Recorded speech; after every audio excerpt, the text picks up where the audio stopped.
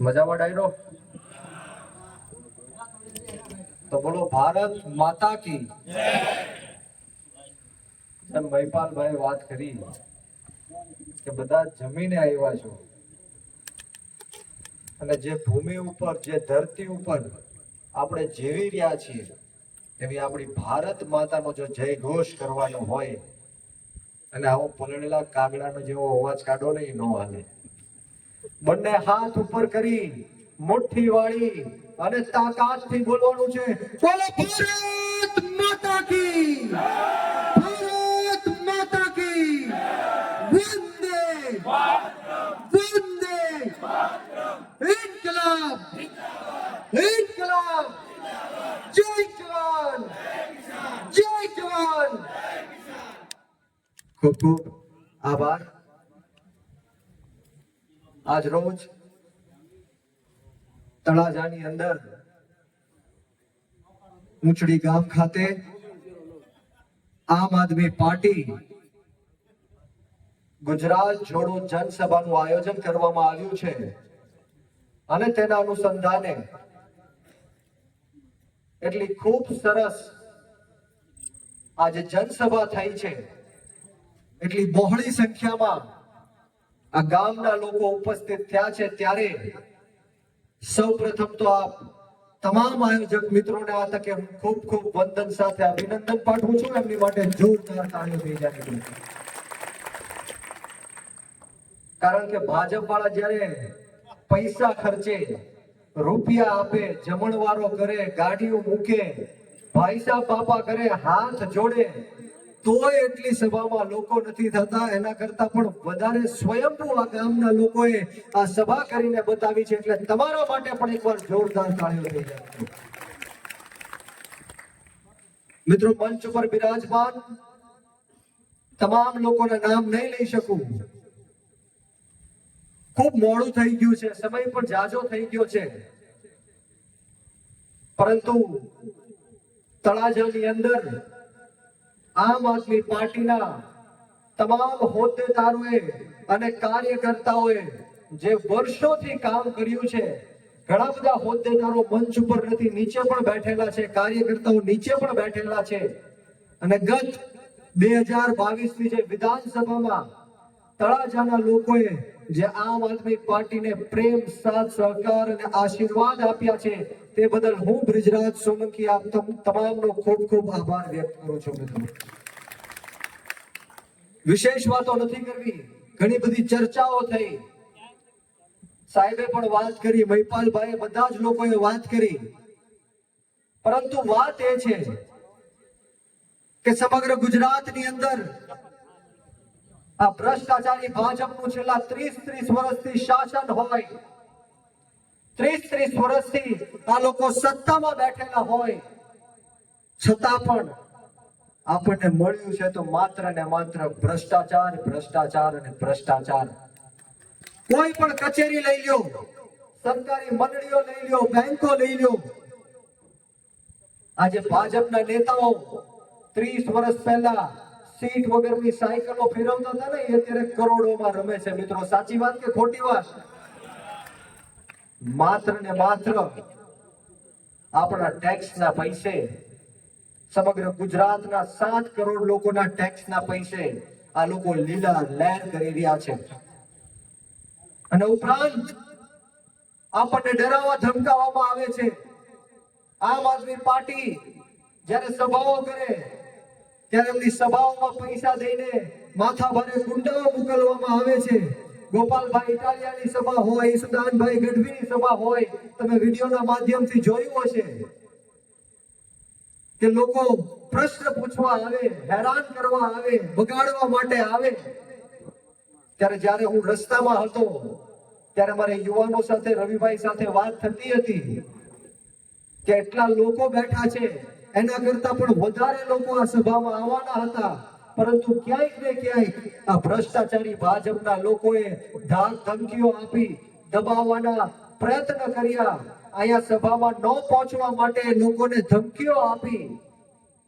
ત્યારે ઘણા બધા યુવાનો સાથે વાત થઈ તો યુવાનોએ કીધું કે આમ આદમી પાર્ટી સાથે જોડાઈએ, આમ આદમી પાર્ટીની સભાઓમાં આવીએ, ત્યારે ભાજપના નેતાઓ ખોટા કેસો કરે છે, ધંધા રોજગાર ઉપર હુમલાઓ કરે છે, અમને જેલમાં નાખે છે, ત્યારે આ તળાજાની ધરતી ઉપરથી હું બ્રિજરાજ સોલંકી આ ભ્રષ્ટાચારી ભાજપના નેતાઓને કહેવા માંગીશ કે તમે ગમે એટલા અન્યાય કરો, ગમે એટલા અત્યાચાર કરો, ખોટા કેસો કરો, જેલમાં નાખો, લાઠીચાર્જો કરો, પરંતુ અમે ગરીબ ખેડૂતના દીકરા તમારી સામે છેલ્લા શ્વાસ સુધી લડી લેવા માટે તૈયાર છીએ અને આવનારા દિવસોમાં તળાજાની અંદર મોરે મોરો દઈ દેવા માટે તૈયાર છીએ મિત્રો. દઈ દેવો છે ને મોરે મોરો. સમગ્ર ગુજરાતની અંદર આમ આદમી પાર્ટીના યોદ્ધાઓ, આમ આદમી પાર્ટીના સૈનિકો અને સિપાહીઓ ચારેય બાજુ આ ભાજપની સામે મોરો મોરો દઈ દેવા માટે તૈયાર છે. અને હમણાં જ મેં સમાચારોમાં જોયું જે ધારાસભ્યને અને જે કેબિનેટ મંત્રીને મેં જસદણની અંદર મોરે મોરો દીધો એ હમણાં સરતાનપુરમાં પણ આવ્યા હતા ને આ બંધારો સરતાનપુર અને મેથડાનો છેલ્લા 25 વર્ષથી આ ભાજપના નેતાઓએ લોલીપોપ આપ્યો છે અને હમણાં પાછા કઈક કેટલા કરોડનું કઈક 25 કરોડનું ખાતમુહૂર્ત કર્યું છે. 25 વર્ષમાં કઈ નથી કર્યું અને હમણાં જ 25 કરોડનું ખાતમુહૂર્ત કર્યું છે. ત્યારે અમને પણ મેં જસદણમાં પરસેવો લાવી દીધો છે, તમને બધાને ખ્યાલ હશે.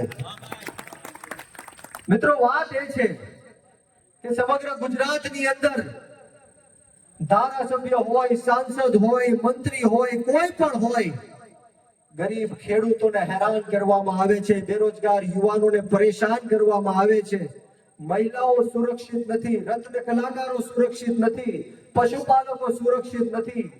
આ તમામ લોકો પીડાઈ રહ્યા છે. ત્યારે આમ આદમી પાર્ટી એક વિકલ્પ બનીને ગુજરાતની અંદર આવી છે. ત્યારે આપ સૌને મારી વિનંતી છે કે આપણને સૌને આપણા ગામના પ્રશ્નો ખબર છે. રોડ રસ્તાના પ્રશ્નો હોય, પીવાનું પાણી ન આવવાના પ્રશ્નો હોય, વીજળી ન આવવાના પ્રશ્ન હોય, સરકારી દવાખાનાઓમાં ડોક્ટર ન હોવાનો પ્રશ્ન હોય, દવા ન હોવાનો પ્રશ્ન હોય, સરકારી શાળાઓમાં શિક્ષકો ન હોવાનો પ્રશ્ન હોય. આ બધા સવાલોનો પ્રશ્નનો જવાબ આપણા ભ્રષ્ટાચારી ભારતીય જનતા પાર્ટી પાસેથી લેવાનો છે. ત્યારે આવનારી જે જિલ્લા પંચાયત અને તાલુકા પંચાયતની ચૂંટણીઓ આવે છે ત્યારે આપણા ગામનો સ્વતંત્ર અને નીડર યુવાન આ ચૂંટણીઓ લડશે અને આ ભ્રષ્ટાચારી ભારતીય જનતા પાર્ટીને ઘર ભેગું કરવાનું કામ કરશે.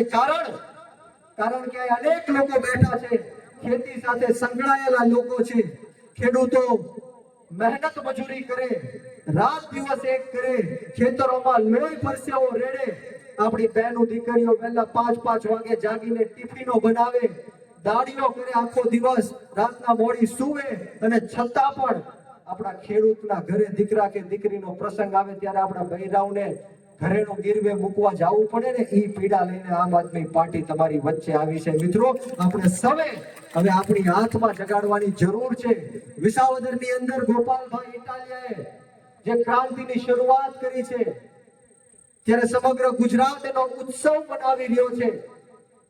ગોપાલભાઈ ઇટાલિયા એક યુવાન, એક એડવોકેટ, એક ખેડૂત પુત્ર જેમણે બે સરકારી નોકરીઓને ઠેસ મારીને લોકોની સેવા કરવા માટે આમ આદમી પાર્ટીમાં જોડાણા અને વર્ષોથી આમ આદમી પાર્ટીના નેતા બનીને લોકોની સેવા કરવા માટે વિસાવદરની અંદર જ્યારે ચૂંટણી લડતા હતા ત્યારે આ ભ્રષ્ટાચારી ભાજપાઈઓએ હજારો કરોડો રૂપિયા વેચ્યા, હજારો કરોડો રૂપિયાનું દારૂ પીવડાવ્યું, જબણવારો કર્યા, સાંસદો આવ્યા, ધારાસભ્ય આવ્યા, મંત્રીઓ આવ્યા, મુખ્યમંત્રી પણ વિસાવદરની અંદર આવ્યા, ગૃહમંત્રી પણ વિસાવદરની આવ્યા, છતાં પણ આમ આદમી પાર્ટીના 5-10 જુવાનડાઓ થઈને આ ભાજપને ધૂળ ચાટતી કરી દીધી. આ વાત લઈને અમે સમગ્ર ગુજરાતની અંદર આવ્યા છીએ કે હવે માત્ર ને માત્ર જો કોઈ વિકલ્પ હોય તો એ આમ આદમી પાર્ટીનો વિકલ્પ છે. મિત્રો ઈશુદાનભાઈ ગઢવી હોય જેને મહિનામાં 7 થી 8 લાખ ની સેલરી હતી, પગાર હતો, એમનો 7-8 લાખ રૂપિયાનો પગાર હતો, છતાં પણ એ નોકરીને ઠેસ મારીને આમ આદમી પાર્ટીમાં આવ્યા છીએ. અમે તમારી જેવા સામાન્ય લોકો છીએ, ખેડૂત પરિવારમાંથી આવીએ છીએ, મજૂર પરિવારમાંથી આવીએ છીએ. અમારી પાસે કોઈ લાખો કરોડોની મિલકત નથી. એટલા માટે આપણે સૌએ જાગૃત થવાનું છે. અહીંયા બેઠેલો એક એક વ્યક્તિ તો જાગૃત છે, પરંતુ પરિવર્તન ત્યારે આવશે જ્યારે અહીંયા એક એક બેઠેલો વ્યક્તિ 50 લોકોને જાગૃત કરશે, ત્યારે જઈને પરિવર્તન આવશે. અને જે રીતના તળાજાની અંદર લોકો મુશ્કેલી ભોગવી રહ્યા છે, એ મને ખ્યાલ છે. ધારાસભ્ય કઈ કામ નથી કરતા એ પણ મને રિપોર્ટ મળે છે, પરંતુ હવે ચિંતા કરવાની કોઈ જરૂર નથી. માત્ર 2 વર્ષ બાકી છે. ખાલી આ 2 વર્ષ ખમી જાઓ પછી આમ આદમી પાર્ટીનો તળાજાની અંદર ધારાસભ્ય આવવાનો છે. મિત્રો વિશેષ વાતો નથી કરવી, પરંતુ ખેડૂતોના ખૂબ બધા પ્રશ્નો છે. ખાતરનો પ્રશ્ન હોય, વીજળી ન આવવાનો પ્રશ્ન હોય, સિંચાઈના પાણીનો પ્રશ્ન હોય, દેણાનો પ્રશ્ન હોય, જમીન માપણીનો પ્રશ્ન હોય, આવા અનેક પ્રશ્નોથી ખેડૂતો ત્રાહિમામ પુકારી ચૂક્યા છે. અને ગુજરાતની અંદર 50 લાખ કરતા પણ વધારે શિક્ષિત યુવાનો બેરોજગાર ફરી રહ્યા છે. આપણા ભારત દેશની અંદર 1 કલાકમાં 2 યુવાનો આત્મહત્યા કરી રહ્યા છે. ત્યારે આપણે સૌએ આપણા બાળકોના ભવિષ્ય માટે જાગવાની જરૂર છે. અહીંયા યુવાનો બેઠા છે, ત્યારે હું હર હંમેશ યુવાનોને કહેવા માંગીશ કે યુવાનો, આપણા ગુજરાતની રાજનીતિથી દૂર ન ભાગો. સારા અને સાચા લોકો ગુજરાતની રાજનીતિ છોડી દીધી, મૂકી દીધી, એટલા માટે ખોટા અને ખરાબ લોકોએ આ ગુજરાતની રાજનીતિ ઉપર કબજો કરી લીધો છે. આ ગુજરાતની રાજનીતિમાં તમારી અને મારી જેવા યુવાનોની જરૂર છે, ખેડૂતોની જરૂર છે, જે નાના, દબાયેલા, કચડાયેલા, પછાત, ગરીબ, અશિક્ષિત અને વ્યસનોથી ઘેરાયેલા તમામ સમાજના લોકોનો અવાજ બુલંદ કરી શકે, એમનો અવાજ વિધાનસભા સુધી અને સંસદ સુધી પહોંચાડી શકે એવા લોકોએ આ દેશની રાજનીતિમાં આવવું પડશે. અને એટલા માટે પણ આવવું પડશે કારણ કે આ દેશની અંદર જે પૂંજીપતિઓ માટે, ઉદ્યોગપતિઓ માટે જે કાયદા અને કાનૂન બનાવવામાં આવી રહ્યા છે, એના વિરુદ્ધમાં પંજાબની અંદર આ દેશના અન્નદાતાઓએ 1 વર્ષ સુધી આંદોલન કર્યું, પરંતુ દુઃખ સાથે કહેવું પડે છે કે એમાંથી 750 ખેડૂતો શહીદ પણ થઈ ગયા. જો ખેડૂતો તમે આમ આદમી પાર્ટીમાં નહીં જોડાવ તો આવા ખેડૂતોના જીવ જતા કોઈ અટકાવી નથી શકવાનું. આ ભ્રષ્ટાચારી ભારતીય જનતા પાર્ટી જ્યારે અરવિંદ કેજરીવાલ સાહેબ અને આમ આદમી પાર્ટી દિલ્હી અને પંજાબની અંદર મફતમાં વીજળી આપે, મફતમાં પાણી આપે, મફતમાં સારામાં સારું શિક્ષણ આપે, આરોગ્યની સુવિધા મફતમાં આપે, તો ભાજપ વાળા કહે છે કે ફ્રી ફ્રી ફ્રી ફ્રીની રેવડીઓ વેચી રહ્યા છે. ત્યારે મારે તમને કહેવું છે કે આ ભાજપના નેતાઓને ફ્રીમાં વીજળી મળે, ધારાસભ્યોને ફ્રીમાં વીજળી મળે, સંસદોને ફ્રીમાં વીજળી મળે, મંત્રીઓને ફ્રીમાં વીજળી મળે, મુખ્યમંત્રી અને પ્રધાનમંત્રીને જો ફ્રીમાં વીજળી મળતી હોય તો જનતાના ટેક્સના પૈસે જનતાને ફ્રીમાં વીજળી મળવી જોઈએ કે ન મળવી જોઈએ? મળવી જોઈએ કે ન મળવી જોઈએ? આ દેશની રાજનીતિ કરવા માટે તમારે અને મારે આમ આદમી પાર્ટીમાં જોડાવાનું છે. હું હર હંમેશ કહું છું કે યુવાનો શહીદ આઝમ પર સરદાર ભગતસિંહને માનવા વાળા લોકો છે, શહીદ સુખદેવ અને રાજગુરુને માનવા વાળા લોકો છે, અશફાકુલ્લા ખાન હોય, ઠાકુર રોશનસિંહ હોય, રાજેન્દ્ર લહેડી હોય, 18 વર્ષના શહીદ ખુદીરામ બોઝને માનવા વાળા લોકો છે. યુવાનોએ જ્યારે આ દેશની અંદર શહીદી આપી ત્યારે જઈને આ દેશ અંગ્રેજોની ગુલામીમાંથી મુક્ત થયો. યુવાનોએ જ્યારે કુરબાની આપી ત્યારે જઈને આ દેશનું લોકતંત્ર અને સ્વતંત્ર બચ્યું છે. ત્યારે આ દેશ ખતરામાં છે, દેશનું લોકતંત્ર ખતરામાં છે, દેશના ખેડૂતો અને યુવાનો ખતરામાં છે. ત્યારે યુવાનોએ આ દેશની રાજનીતિમાં આવવું પડશે. હું હર હંમેશ કહું છું, ઉત્તરથી લઈને દક્ષિણ સુધી, પૂર્વથી લઈને પશ્ચિમ સુધી, જો કોઈની પાસે ભ્રષ્ટાચારની દવા હોય, જો કોઈ ભ્રષ્ટાચારનો કાળ હોય તો એનું માત્ર એક જ નામ છે અને નામ છે અરવિંદ કેજરીવાલ અને આમ આદમી પાર્ટી. આપણે સૌએ અરવિંદ કેજરીવાલની આંગળી પકડીને ગુજરાતના રાજકારણમાંથી આ ભ્રષ્ટાચારી ભારતીય જનતા પાર્ટીના જડમૂળમાંથી ઉખાડવાનું છે. ત્યારે આપ સૌને હું વિનંતી કરવા માટે આવ્યો છું, તમે લોકો તૈયાર છો કે નહીં? તમારા બાળકોના ભવિષ્ય માટે, ખેડૂતોના દેવા માફી માટે, સિંચાઈનું પાણી ગામડે ગામડે પહોંચાડવા માટે આમ આદમી પાર્ટીનો એક એક હોદ્દેદાર અને કાર્યકર્તા તમારી માટે જીવન ઘસી દેવા માટે તૈયાર છે, લોહીનું એક એક ટીપું રેડી દેવા માટે તૈયાર છીએ. આમ આદમી પાર્ટીનો નેતા જ્યારે આવનારી ચૂંટણીઓમાં આવે ત્યારે માત્ર ને માત્ર ઝાડુનું નિશાન યાદ રાખજો અને એવું ઝાડુનું નિશાન દબાવજો કે આ ભાજપ વાળાને ખબર પડી જાય કે તળાજા જાગૃત થઈ ગયું છે, ગુજરાત જાગૃત થઈ ગયા છે. જાગૃત થવું છે કે નહીં? તો આપણે સૌએ આત્મા જગાડવી પડશે. હું અહીંથી આપ સૌને નારો આપીશ કે આત્મા જગાડો. આપણે સૌએ કહેવાનું છે કે ભાજપ ભગાડો. તૈયાર છો? બોલો આત્મા જગાડો. અવાજ નથી આવતો ભાઈ. બીવો છો કોઈ ભાજપથી? બીવો છો કોઈ ભાજપથી ભાઈ? તો બોલો આત્મા જગાડો. આત્મા જગાડો. આત્મા જગાડો.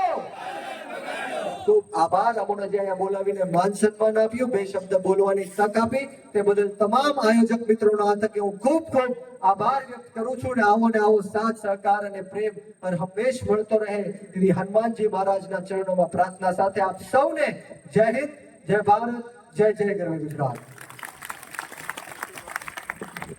ખૂબ ખૂબ આભાર ગિજરાજભાઈ. આપણે ખૂબ સરસ વાત કરી. પણ અમારા તળાજા આ વખતે જાગૃત થયું એવું